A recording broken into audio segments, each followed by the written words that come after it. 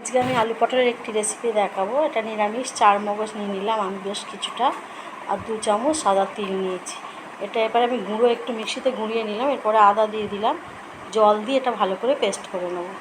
Paste করা হয়ে গেছে, কড়াইয়ে তেল দিয়ে দিলাম।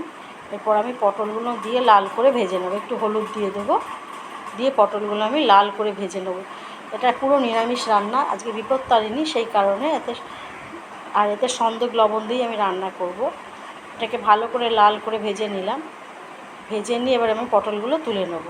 সব পটলগুলো তুলে নেব। এই কড়াতেই এবার আমি আলুটাও দিয়ে দেবো। আলুটা দিয়ে ভালো করে নাড়াচাড়া করে নেব, করে একটু ভেজে নেব, দিয়ে আলুটা তুলে নেব। খুব বেশি ভাজবো না আলুটা অল্প ভাজবো। ভেজে আমি তুলে নিলাম। এরপরে কড়াটা পরিষ্কার করে আমি বসিয়ে দিয়েছি। কড়ায় তেল দিলাম, 1 চামচ গোটা জিরে আর 2টো তেজপাতা ফোড়নে দিলাম।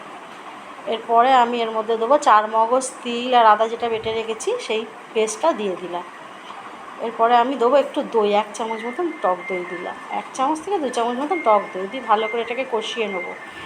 এরপরে এর মধ্যে আমি দেবো হলুদ গুঁড়ো 1 চামচ, জিরে গুঁড়ো, ধনে গুঁড়ো সব 1 চামচ করে, লঙ্কা গুঁড়োও দেবো 1 চামচ দিয়ে এবার ভালো করে এটাকে একটু নাড়াচাড়া করে নেব। এরপরে আমি দেবো কাশ্মীরি লঙ্কা কালারের জন্যে আমি দিলাম, আর নুন দিলাম স্বাদ অনুসারে। এটা কিন্তু সন্দেক লবণ দিলাম আমি, আর 1 চামচ চিনি দিলাম, কারণ নিরামিষ আজকে বিপত্তারিণী, সেই কারণে এটা করে দেখাচ্ছি। আর 2 চামচের মতন টমেটো সস দিলাম।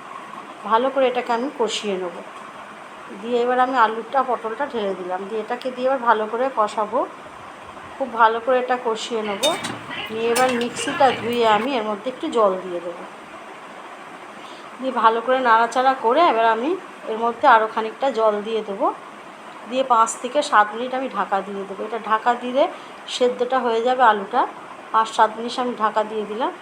এই রান্নাটা কিন্তু ঠাকুরের রান্না, ঠাকুরবাড়ির খুব ভালো রান্না এটা হয়। এর মধ্যে 2 চামচ ঘি আর 1 চামচ গরম মশলা দিয়ে ভালো করে আমি নাড়াচাড়া করে নামিয়ে সার্ভ করে দেবো। ভালো লাগলে লাইক করবেন, শেয়ার করবেন, কমেন্টসে জানাবেন আপনাদের ভালো লাগলো কি না, সাবস্ক্রাইব করবেন। হয়ে গেছে আমার আলু পটলের নিরামিষ তরকারি, নামিয়ে সার্ভ করে দিলাম।